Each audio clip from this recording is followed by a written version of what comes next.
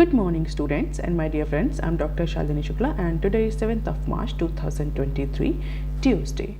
Before starting the discussion, if you want lecture PDF, you can join me on Telegram channel. You can also follow me on other social media platforms. Recommended play speed for this video is 1.25x. Thought of the day is life is like a rainbow. You need rain and sun to make its color appear. और आज के mint paper की approximately 6 important news headlines हैं। Business standard की approximately 16 important news headlines हैं और आज के डिस्कशन में हम अप्रॉक्सीमेटली 13 न्यूज़ आर्टिकल्स और 13 न्यूज़ हेडलाइंस कवर करेंगे। तो स्टार्ट करते हैं आज का पहला आर्टिकल जो कि मिंट के पेज नंबर 1 पर दिया हुआ है। E way bills for Feb slow moderation. फरवरी के मंथ में जो ई बिल जनरेट हुए उसका डेटा कहीं ना कहीं मॉडरेशन या डेक्लाइन रजिस्टर कर रहा। तो जितने भी इलेक्ट्रॉनिक परमिट इशू होते हैं गुड्स ट्रांसपोर्टेशन के लिए बिटवीन द स्टेट्स, उसमें डेक्लाइन देखने को मिल रहा है in comparison to the previous month. यानी जनवरी के मंथ में ज़्यादा ई वे बिल जनरेट हुए थे इन कंपैरिजन टू फरवरी। हालांकि अगर हम 80 का मार्क देखें तो 80 का मार्क अभी भी फरवरी के मंथ में भी ई वे बिल जनरेशन ने क्रॉस किया। जो इलेक्ट्रॉनिक परमिट्स जनरेट हुए फरवरी के मंथ में उन्होंने 80 मिलियन का मार्क क्रॉस किया और ये नवंबर के पास से कंटिन्यूअस फिनोमिना है। तो फरवरी के मंथ में अप्रॉक्सीमेटली 81.8 मिलियन ई वे बिल्स या इलेक्ट्रॉनिक परमिट जनरेट हुए, जो कि कहीं ना कहीं मिड क्वार्टर डिप इंडिकेट कर रहा है। हालांकि एक्सपर्ट का ये मानना है कि आगे आने वाले मंथ यानी मार्च में जो है वो शिपमेंट इंक्रीज देखने को मिलेगा because of the inventory clearance by different companies. तो मार्च के मंथ में ये जो ई वे बिल जनरेशन है इलेक्ट्रॉनिक परमिट्स है ये इंक्रीज करेगा। अब क्वेश्चन ये उठता है कि हम ये ई वे बिल जनरेशन के बारे में क्यों डिस्कस कर रहे हैं। जनरली जो ई वे बिल डेटा है this is called as a high frequency indicator of consumption. किसी भी इकोनॉमी में कुछ बहुत सारे हाई फ्रीक्वेंसी इंडिकेटर्स होते हैं जो बहुत जल्दी जल्दी इंडिकेट करते हैं कि इकोनॉमी किस पर्टिकुलर पे से आगे बढ़ी। हाई फ्रीक्वेंसी इंडिकेटर में भी ये मंथली जनरेट होते हैं या कभी कभी वीकली भी जनरेट होते हैं, चाहे वो पैसेंजर फुटफॉल हो चाहे वो ई वे बिल जनरेशन हो, और ये कहीं ना कहीं इकोनॉमिक ग्रोथ को इंडिकेट करते हैं। तो इसीलिए ई वे बिल कितना जनरेट हुआ ये बहुत इंपॉर्टेंट इंडिकेटर होता है उस पर्टिकुलर इकोनॉमी में कंजप्शन को कैलकुलेट करने के लिए। And most of the time India के केस में जो इलेक्ट्रॉनिक परमिट्स और ई वे बिल जनरेशन का अगर हम पैटर्न देखें तो ऐसा देखा गया कि हर क्वार्टर के, चाहे वो क्वार्टर 1 हो, चाहे वो क्वार्टर 2 हो, चाहे वो क्वार्टर 3 हो, चाहे वो क्वार्टर 4 हो, हर क्वार्टर के लास्ट मंथ में ये जो ई वे बिल जनरेशन होता है ये इंक्रीज होता है। तो ये बेसिकली किसी भी इकोनॉमी में जो ट्रांसपोर्टेशन एक्टिविटीज़ होती है बिटवीन द स्टेट्स, गुड्स का ट्रांसफ़र होता है, उसको लेकर के ये डेटा बहुत इंपॉर्टेंट इंडिकेटर होता है कि इकोनॉमिक एक्टिविटीज़ किस तरीके से ग्रो कर रही हैं। और अगर हम इस पर्टिकुलर डेटा को जो e way bill generation data है, ई वे बिल जो है या इलेक्ट्रॉनिक परमिट्स भी इनको बोलते हैं, अगर इसको हम फरवरी की मैन्युफैक्चरिंग परचेजिंग मैनेजर इंडेक्स के साथ देखें जो कि S&P ने इंडिकेट या पब्लिश करी थी अर्लियर दिस मंथ, तो जहाँ पर S&P ने कहा था कि जो मैन्युफैक्चरिंग इंडस्ट्री है उसकी जो ग्रोथ है, जो आउटपुट है वो सस्टेन रहेगा, रोबस्ट आउटपुट ग्रोथ देखने को मिलेगी। हालांकि ये जो ग्रोथ है, जो आउटपुट ग्रोथ है, ये केवल और केवल डोमेस्टिक मार्केट या हम बोल सकते हैं मोस्ट ऑफ द केसेस में डोमेस्टिक मार्केट है। डोमेस्टिक मार्केट में जो डिमांड है उसकी वजह से देखने को मिलेगी। क्यों? क्योंकि ग्लोबल रिसेशनरी कंडीशन की वजह से जो एक्सटर्नल डिमांड है वो कहीं ना कहीं पेंट अप होगी। तो जो भी मैन्युफैक्चरिंग इंडस्ट्री में sustain robust growth output growth rate देखने को मिलेगा दैट वॉज प्राइमरली और mainly driven by the domestic market demand. क्योंकि जो इंटरनेशनल सेल है उसमें एक सिग्निफिकेंट हमें रिडक्शन या स्लो डाउन देखने को मिलेगा because of the recessionary condition blowing all across the globe. तो उसी के पैटर्न में अगर हम ई वे बिल जनरेशन को देखें तो वो भी कहीं ना कहीं ये जो ग्लोबल रिसेशनरी कंडीशन है उनकी वजह से स्लो डाउन रजिस्टर कर रहा है। हालांकि मार्च में ये सिग्निफिकेंटली इंक्रीज करेगा, ऐसा एक्सपर्ट का मानना है। अब देख लेते हैं article number 2 that is given on page number 2 of Mint paper. Oil slips on China growth lag, Fed rate hike worries. अगर हम इस वीक का डेटा देखें ऑयल ट्रेडिंग का, तो जो WTI हुआ, जो वेस्ट टेक्सास इंटरमीडिएट जिसको हम WTI ऑयल भी बोलते हैं, इसी तरह से दूसरा भी होता है ब्रेंट क्रूड ऑयल। तो अगर हम WTI की बात करें तो WTI अप्रॉक्सीमेटली $79 पर बैरल पर ट्रेड हुआ। और दोनों ही केसेस में, चाहे ब्रेंट ऑयल हो चाहे WTI, दोनों के ही केसेस में हमें मॉडरेशन देखने को मिला या डिक्लाइन देखने को मिला ऑयल ट्रेडिंग में। रीज़न बिहाइंड चाइना का जो भी नया ग्रोथ एम्बिशन प्लान पब्लिश हुआ है उसकी वजह से कहीं ना कहीं लग रहा है कि जो चाइना की जो ग्रोथ है वो लैग डाउन कर रही है, वो स्लो डाउन हो रही है। और इसके अलावा जिस तरीके से यूएस मॉनेटरी पॉलिसी टाइटनिंग हो रही है उसकी वजह से ये एक अनसर्टनिटी जनरेट हुई है फ्यूल कंजप्शन को लेकर के, एनर्जी कंजप्शन को लेकर के, एनर्जी डिमांड को लेकर के। ऐसा कहा जा रहा है कि चाइना और यूएसए जैसे इकोनॉमी जो है अगर वो रिसेशनरी कंडीशन में जाएंगे तो डेफिनेटली जो फ्यूल कंजप्शन है वो कहीं ना कहीं डिक्रीज करेगा। और इसी एंटिसिपेशन की वजह से WTI और ब्रेंट क्रूड ऑयल दोनों के ही केसेस में हमें डिक्लाइन देखने को मिला। क्योंकि रिसेंटली चाइना में जो GDP है वो उसको अप्रॉक्सीमेटली 5% अनाउंस किया गया है और कई सारे और भी एम्बिशियस प्लान जो हैं वो चाइना ने पब्लिश किए हैं फॉर अपकमिंग फाइनेंशियल ईयर। और उसी को देखते हुए ये जो हमें WTI और ब्रेंट क्रूड ऑयल इन दोनों के ही केसेस में हमें डिक्लाइन देखने को मिल रहा है।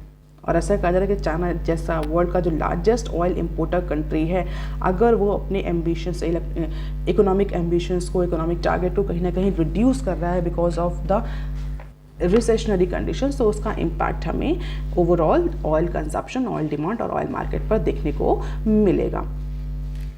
और अगर हम इस ईयर के स्टार्टिंग की बात करें तो इस ईयर के स्टार्टिंग में जो ऑयल की ट्रेडिंग हुई वो भी टाइट ही रही है। जो भी फ्लक्चुएशंस देखने को मिले वो $10 के रेंज में ही देखने को मिला है, चाहे वो WTI हो चाहे वो ब्रेंट हो।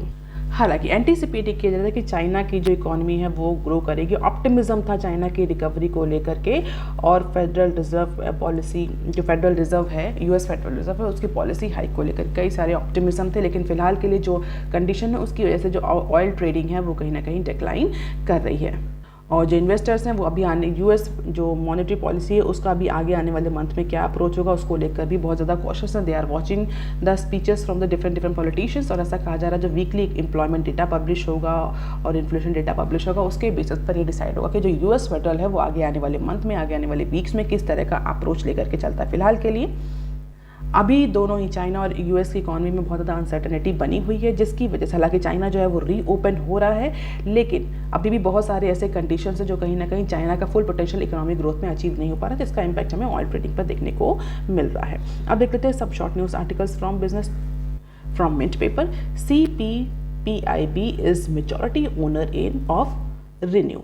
CPPIB Canada Pension Plan Investment Board, CPPIB, Canada Pension Plan Investment Board has become the majority shareholder, majority owner of Renew Energy Global PLC। तो जो Renew Energy Global PLC है वो उसका अप्रॉक्सीमेटली $268.8 मिलियन की worth के जो shares हैं वो कनाडा पेंशन प्लान खरीद रहा है। और इसके बाद, और इस डील के बाद जो CPPIB है that will become the majority share holder और majority owner of this particular PLC। Transaction approximately $4.8 per share के रेट पर कंप्लीट हुआ है।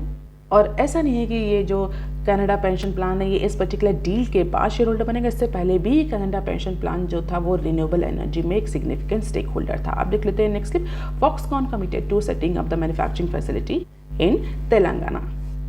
तेलंगाना गवर्नमेंट ने मंडे को एक पब्लिक लेटर रिलीज किया जो कि फॉक्सकॉन टेक्नोलॉजी ग्रुप ने लिखा था, जहां पर फॉक्सकॉन ने ये कंफर्म किया था कि that they are going to establish one facility on the outskirt of Hyderabad. तो हैदराबाद में फॉक्सकॉन की एक मैन्युफैक्चरिंग फैसिलिटी जो है वो एस्टैब्लिश होने वाली है, ending the conflicting reports over the location of new manufacturing facility. क्योंकि बहुत टाइम से फॉक्सकॉन की इस नई जो मैन्युफैक्चरिंग फैसिलिटी है इसको लेकर के कन्फ्लिक्ट चल रहे थे, वाद विवाद था, लेकिन फाइनली फॉक्सकॉन ने एक लेटर लिखा जिसको फिलहाल के लिए तेलंगाना गवर्नमेंट ने इशू किया है। हालांकि फॉक्सकॉन के साइड से अभी कोई भी इस चीज़ को लेकर क्लैरिफिकेशन नहीं आया, but it has been decided as per the Telangana government that Foxconn is going to establish one manufacturing unit into outskirt of Hyderabad. अब आप मुझे कमेंट सेक्शन में लिखकर बताइए what is this company all about, basically company क्या produce करती है।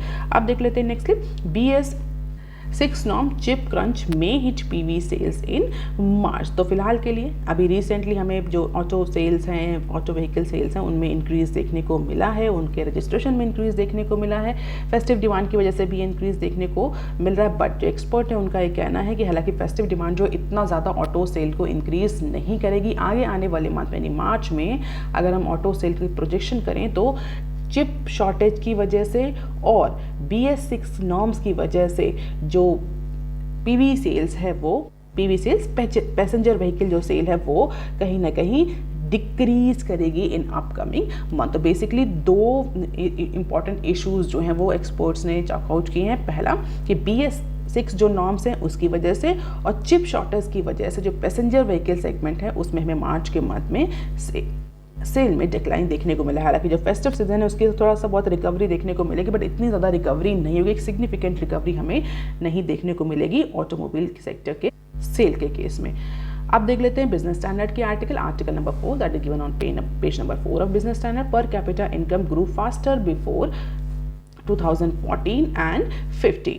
कल के न्यूज एनालिसिस में हमने डिस्कस किया था कि किस तरीके से 2014 के बाद से जो पर कैपिटा इनकम है, रिसेंटली जो डेटा पब्लिश हुआ है उसमें पर कैपिटा इनकम और इनकम इनक्वालिटी को बेसिकली डिस्कस किया जा रहा है। और हमने डिस्कस भी किया था कि 2014 के बाद से जो पर कैपिटा इनकम है इंडिविजुअल सिटीजन की वो डबल हुई है। हालांकि अगर हम रियल रेट पर, रियल प्राइस पर देखें तो उसमें 35% का इंक्रीज देखने को मिला है, अदरवाइज 99% इंक्रीज हुई है पर कैपिटा इनकम। हालांकि आज हमने इनइक्वालिटी को और इनकम डिस्ट्रीब्यूशन को भी डिस्कस किया था, बट आज की न्यूज़ के अकॉर्डिंग ऐसा कहा जा रहा है कि जो एवरेज इंडियन की इनकम है वो 2014 से पहले ज़्यादा फास्ट पेस से ग्रो किया है उसने in comparison to the earlier years.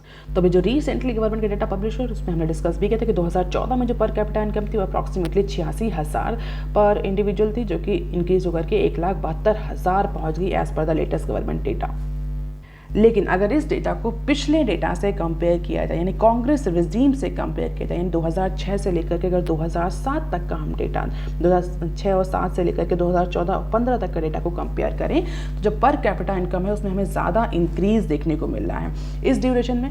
अगर हम देखें 2014 से 2022 तक का डेटा पर कैपिटा इनकम, तो इसमें अप्रॉक्सीमेटली 99% का increase in terms of the nominal rate, और अगर रियल रेट की बात करें तो 35% का इंक्रीज देखने को मिला। लेकिन इससे पहले का डेटा हम देखें 2006 से लेकर के 2014 तक का डेटा देखें, जो पर कैपिटा इनकम है वो 157% से इंक्रीज हुई है during this period of time.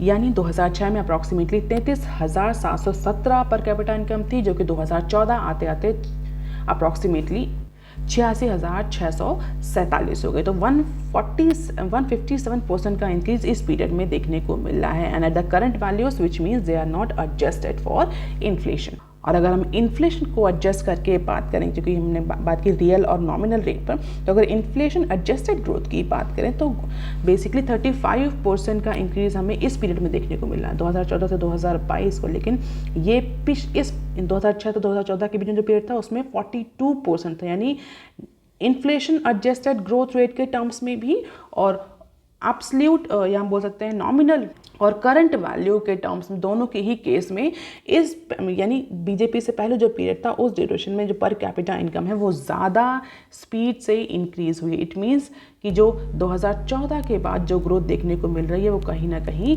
Decline हो रही है इन टर्म्स ऑफ पर capita income, and this is the graphics, you can just have the glimpse of it. 2000 से लेकर के 2022 तक का डेटा दिया हुआ है, आप देख सकते हैं किस तरीके से पर कैपिटा इनकम में हमें फ्लक्चुएशन देखने को मिले हैं after certain period of time. आप देख लेते हैं नेक्स्ट ग्राफ, पर कैपिटा इनकम चेंज बिटवीन 2015 और 2021 के बीच में। तो ये जो ब्लू बार है ये 2015 से 19 तक का परसेंटेज चेंज इंडिकेट कर रहा है, और जो ये ब्लैक बार है ये इंडिकेट है 2015 से 2021 का, और जो डिफरेंट कंट्रीज हैं इंडिया के काउंटर पार्ट कंट्रीज उनसे कंपैरिजन है। This bar is all about India, और जो पहला है वो चाइना है, इसके बाद लोअर मिडिल इनकम जो कंट्रीज हैं वो, और ये वर्ल्ड लेवल से कंपैरिजन है, और ये रशिया, साउथ अफ्रीका और ब्राज़ील से कंपैरिजन है। You can just have the glimpse of it कि where India stand in terms of the global standard, in terms of global growth rate for per capita income. अब देख लेते हैं article number 5 that is given on page number 6 of business standard. RIC countries unlikely to meet till China border tension ease. तो new Delhi जो है India जो है वो रशिया, इंडिया, चाइना, RIC जिसको हम शॉर्ट फॉर्म में बोलते हैं उसकी अपकमिंग मीटिंग में पार्टिसिपेट नहीं कर सकता है। तो ये RIC जो ग्रुपिंग है इसके बारे में आप मुझे कमेंट सेक्शन में लिख करके बताइए what is this grouping all about, basic mandate क्या है इस ग्रुपिंग का। मेंबर हम जान रहे हैं रशिया, इंडिया और चाइना। तो जो RIC ग्रुपिंग है इसकी जो अपकमिंग मीटिंग ऐसा कहा जा रहा है उसमें इंडिया जो है वो पार्टिसिपेट नहीं कर सकता। क्यों? क्योंकि इंडिया के अपने रिजर्वेशन है। इंडिया का कहना है कि जब तक कि चाइना और इंडिया के बीच में जो नॉर्दर्न बॉर्डर को लेकर के जो टेंशन है वो रिजॉल्व नहीं हो जाती, इंडिया इस पर्टिकुलर ग्रुपिंग में पार्टिसिपेट, जैसे किसी भी मीटिंग में पार्टिसिपेट नहीं करेगा। और रिसेंटली जिस तरह से रशिया के जो फॉरेन मिनिस्टर उन्होंने अभी लास्ट वीक बोला भी था G20 की विजिट में कि वो चाहते हैं इंडिया और जो चाइना के रिलेशन है वो इम्प्रूव हों, जिससे कि जो मल्टीलैटरल कोऑपरेशन है डिफरेंट फोरम्स में उसको भी इंक्रीज़ किया जा सके। हालांकि एक्सपर्ट्स का कहना था कि जो रशिया का ये पॉइंट ऑफ व्यू, ये जो मूव है, ये बेसिकली यूएसए और जो वेस्टर्न इकोनॉमीज़ हैं उनको काउंटर करने के लिए, और उनको काउंटर करने के लिए भी रशिया चाहता है कि रशिया, इंडिया और चाइना जो है वो एक फोरम में आए। और अगर हम इंडिया का टेक देखें तो इंडिया ने फिलहाल के लिए अभी भी रशिया का जो इन्वेजन है यूक्रेन पर उसको ओपनली कंडेम नहीं किया है। India is using a very balanced approach, और क्रिटिकल सिचुएशन का अटैक देता है इंडिया उसको, तो उसको लेकर के इंडिया पे बहुत ज़्यादा प्रेशर है। ओवरऑल फिलहाल के लिए अगर हम RIC की बात करें तो RIC में इंडिया के अपने रिजर्वेशन है। इंडिया कहना जब तक कि नॉर्दर्न स्टेट्स पर जो बॉर्डर टेंशन है वो रिजॉल्व नहीं होगी तो इंडिया जो है वो RIC में पार्टिसिपेट नहीं करेगा, RIC की मीटिंग नहीं। और अगर इंडिया पार्टिसिपेट नहीं करेगा तो दो कंट्रीज इंडिया, रशिया और चाइना के मिलने का कोई पर्पस रह नहीं जाता। तो दैट इज़ वाई RIC की मीटिंग फिलहाल के लिए अभी आगे आने वाले टाइम में कहीं भी होती हुई नहीं दिख रही। आप देख लेते हैं article number 6, that is on page number 6 of Business Standard. Rupee gives up form gains as yuan takes a beating and banks purchase dollars. तो मंडे को हमें इंडियन रुपी में एक स्लाइट अप्रिसिएशन देखने को मिला, एक शार्प अप्रिसिएशन या स्ट्रेंथनिंग देखने को मिली। रुपी ने 81.92 पर USD डॉलर पर क्लोज किया, जो कि पिछले क्लोज यानी पिछला क्लोज कितना था 81.97, तो 81.97 से कम था 81.92, तो अप्रॉक्सीमेटली 62 पैसा का स्ट्रेंथनिंग या अप्रिसिएशन इंडियन रुपी ने रजिस्टर किया against the USD dollar. Reason strengthening to 1 month high due to from overseas investment flow. तो सीधी सी बात है FDI फ्लो हमें थोड़ा सा इंक्रीज देखने को मिला, जिसकी वजह से भी अप्रिसिएशन। इसके अलावा कई और सारे रीजंस भी हैं। अगर हम और सारे रीजंस की बात है तो जिस तरीके से बैंक्स ने डॉलर को परचेज किया है उसकी वजह से भी हमें जो इंडियन रुपी करेंसी है उसमें हमें अप्रिसिएशन देखने को मिल रहा है। अगर बैंक्स डॉलर परचेज कर रहे हैं इसका मतलब क्या है, banks are actually pulling back the dollar on behalf of the Reserve Bank of India, जिसकी वजह से सप्लाई और डिमांड जो है इंडियन रुपी की और डॉलर की वो फ्लक्चुएट करती है, और इंडियन रुपी ने जो वो है वो शार्प गेन रजिस्टर किया है मंडे को अप्रॉक्सीमेटली 62 पैसा। इसके अलावा जो US गवर्नमेंट बॉन्ड है उसकी भी जो यील्ड है, तो जो US गवर्नमेंट बॉन्ड है उसकी भी जो यील्ड है वो डिक्लाइन करी है, जिसकी वजह से जो इन्वेस्टर्स का रिस्क एपिटाइट है इमर्जिंग मार्केट में वो इंक्रीज हुआ है। तो इमर्जिंग मार्केट में ज़्यादा इन्वेस्टमेंट फ्लो देखने को मिला, ज़्यादा इन्वेस्टमेंट फ्लो की वजह से इंडियन रुपी में हमें अप्रिसिएशन देखने को मिला मंडे को। आप देख लेते हैं some short news article. Foxconn eye second chip plant in India, science government incentive. So finally ये हम डिस्कस कर चुके हैं न्यूज़। तेलंगाना में जो as per the current news Foxconn is going to establish one manufacturing unit in Telangana. अभी फिलहाल इस चीज़ को लेकर के बहुत ज़्यादा क्लियरेंस नहीं है। Foxconn ने बोला कि जिस तरीके से गवर्नमेंट के इंसेंटिव्स जो हैं वो Foxconn को हेल्प कर रहे हैं second production unit establish, second chip plant establish करने के लिए इंडिया में। अब देख लेते हैं next. CPSE dividend process ₹50K crore for second year in a row. तो सेंटर गवर्नमेंट का जो डिविडेंड रिसीट है वो 50,000 करोड़ का मार्क क्रॉस कर चुका है in the second consecutive year. So after receiving approximately 9,998 crore from NHPC, जो ये मार्क है वो 50,000 करोड़ पर पहुंच गया। और ये दूसरी बार ऐसा हुआ, यानी पिछले साल अगर हम देखें तो पिछले साल भी गवर्नमेंट ने जो रेवेन्यू रिसीट्स करी थी इन terms of the CPSE dividend वो भी 50,000 करोड़ का मार्क क्रॉस कर चुकी थी।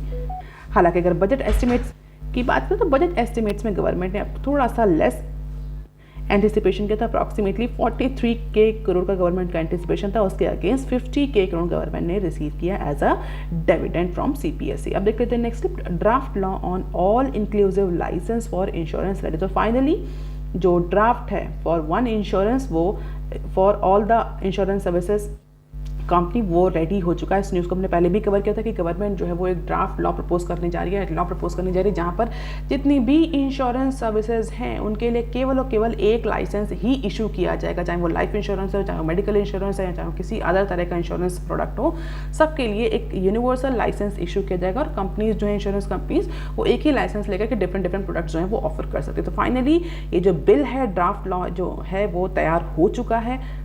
Department of financial services DFS ने ये ड्राफ्ट कंप्लीट कर लिया है और इसके बाद अब ये यूनियन कैबिनेट के पास जाएगा। प्रॉब्ली इसके बाद ये पार्लियामेंट में इसको इंट्रोड्यूस भी कर दिया जाएगा। कुछ इंपॉर्टेंट चेंजेस हैं जो ड्राफ्ट लॉ में प्रपोज किए गए हैं। रिटायरमेंट एज जो है वो 65 तक कर दी गई है। मिनिमम कैपिटल रिक्वायरमेंट जो नॉर्म्स है उनको चेंज कर दिया गया है।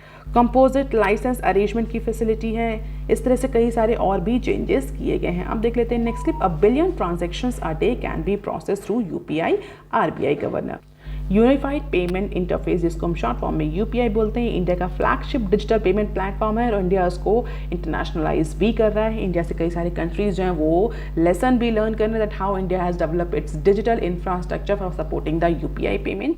और रिसेंटली हमने सिंगापुर के साथ इसका कोलैबोरेशन भी देखा था, तो उसी को बैंडविड्थ को लेकर के, उसी की प्रोसेस को लेकर जो हमारे RBI के गवर्नर हैं मिस्टर शक्तिकांता दास, उन्होंने एक मिशन लॉन्च किया है जिसका नाम है हर पेमेंट डिजिटल। तो डिजिटल पेमेंट अवेयरनेस वीक 2023 में ये इस पर्टिकुलर मिशन को लॉन्च किया गया है, जहाँ पर ये गवर्नमेंट ने जो ऑब्जेक्टिव रखा है हर पेमेंट डिजिटल स्कीम का, मिशन का, वो ये है कि हर एक सिटीजन जो कंट्री में है वो डिजिटल पेमेंट को ऑप्ट करे किसी भी तरह के छोटे छोटे ट्रांजेक्शन्स करने के लिए। नाम से पता चल रहा है हर पेमेंट डिजिटल, तो जितने भी जो छोटे छोटे ट्रांजेक्शन्स होते हैं डे टू डे बेसिस पर उसको डिजिटल फॉर्म में हर सिटीजन करे। तो बेसिकली जो DPAW वीक था, इसमें हर पेमेंट डिजिटल स्कीम हमारे जो RBI के गवर्नर है उन्होंने लॉन्च करी। तो अगर आप किसी भी कॉम्पिटिटिव एग्जाम की तैयारी कर रहे हैं तो आप इस पर्टिकुलर स्कीम के बारे में थोड़ा सा पढ़ सकते हैं। और इसी को लेकर के जो हमारे RBI गवर्नर है उन्होंने बोला है कि UPI सिस्टम इतना स्ट्रेंथन है, इंफ्रास्ट्रक्चर डिजिटल इंफ्रास्ट्रक्चर इतना स्ट्रेंथन है कि ये एक दिन में अप्रॉक्सीमेटली 1 बिलियन ट्रांजेक्शन को प्रोसेस कर सकता है। इट मीन्स अगर हर एक सिटीजन चाहे तो वो एक दिन में एक ट्रांजेक्शन ईजिली कर सकते हैं थ्रू दिस UPI मोड, और जिसकी वजह से ये स्टडी ग्रोथ हमें देखने को मिल रही है। UPI के ट्रांजैक्शन में वॉल्यूम के टर्म्स में भी इंक्रीज देखने को मिल रहा है और वैल्यू के टर्म्स में भी इंक्रीज देखने को मिल रहा है। और अगर आप देखें this is an exponential growth, ये एक एक्सपोनेंशियल ग्रोथ है दिसंबर 16 से लेकर के दिसंबर 23 तक के बीच में जब ये लॉन्च हुआ था UPI। आप देख लेते हैं next clip. Job gap shows much worse situation for women.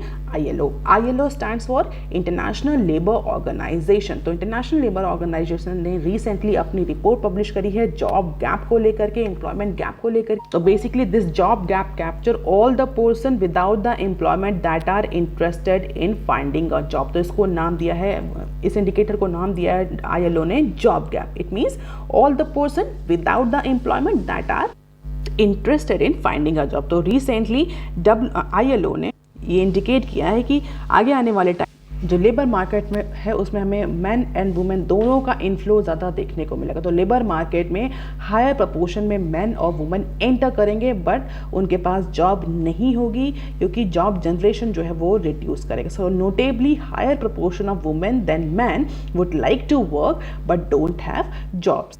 और अगर मैन और वुमेन को कंपेयर करें तो वुमेन का जो प्रपोर्शन है वो ज़्यादा होगा मैन के कंपैरिजन में। इट मीन्स वुमेन जो है वो ज़्यादा अनएम्प्लॉयड रहेंगी in comparison to man as per the recent trend indicated by ILO। तो सीधे सीधा ILO ने बोला है कि डिस्पैरिटी हमें देखने को मिलेगी अनएम्प्लॉयमेंट डेटा में बिटवीन द जेंडर्स, क्योंकि जॉब जनरेशन जितना होगा उसमें मेंस को ज़्यादा जॉब मिलेगी, जो वुमेन हैं जो फीमेल सेक्शन है वो उनके लिए जॉब अपॉर्चुनिटीज रिड्यूस होंगी, ऐसा कहना है ILO का।